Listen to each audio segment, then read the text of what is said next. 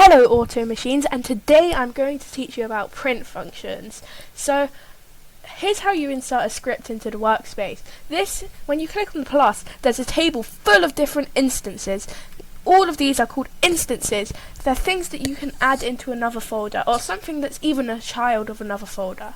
So we're going to insert a script, but I already have my script here in this case called printing. So you can print anything. If you do print, then your string of text, you can say hi or hello world.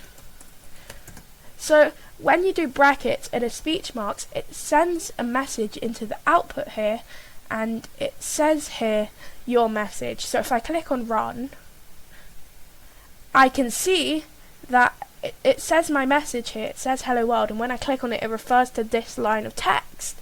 So that is printing. Now you have to use brackets when you're printing strings of text. When you're making a variable, which we'll get into later, you don't have to use brackets, but speech marks makes it a string of text. If I were to say hello world without speech marks, a syntax error will appear. Red, orange, those sorts of lines, that means there's an error. It says syntax error here. It expected speech marks. So I'm going to quickly give you an example, and then we'll get back to the script. So I am here inside of the game, and I have another client here, also known as the player, and he's using admin commands. Now it'd be nice if he stopped using these admin commands so I could try this example on him. Okay, right, so if I were to say something, he is the output, and this is an example. Let's do it in normal terms, no script terms. So let's say hello world. Wait a few seconds and see what happens. He should be saying hello world. Well, he doesn't know how to spell, but you get the message. He's saying similar things.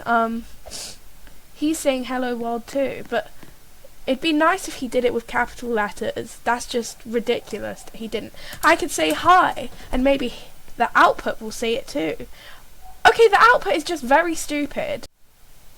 So I hope you understood that very bad example, but essentially if there's speech marks, that means it's a string of text. So I can say anything. I can say mumble jumble inside of these speech marks. And if I click on, we don't need the client to join in, so if I just do it like this with the run, and if I open the output and I click on play, I can see it prints what I put inside of my script. If I click on it, it refers back to this. Now there's data types that you need to know about. Instead of printing something like true inside of this, you don't have to use speech marks because it's a thing called a Boolean value. So you can say true, and you can also say false. Now if I go into the output, it will say false, and I didn't even need speech marks, so it's something called a value. And if I print true, in the output it will say true. Now there's also other data types like number values, so if I put in 100, in the output it will say 100. And then I can also say,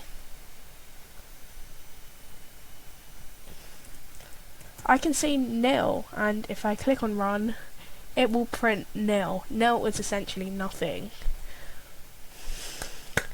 Now that's all you need to know about printing. Please leave a like, comment, and say whatever video ideas you want to see next. Subscribe too. Bye.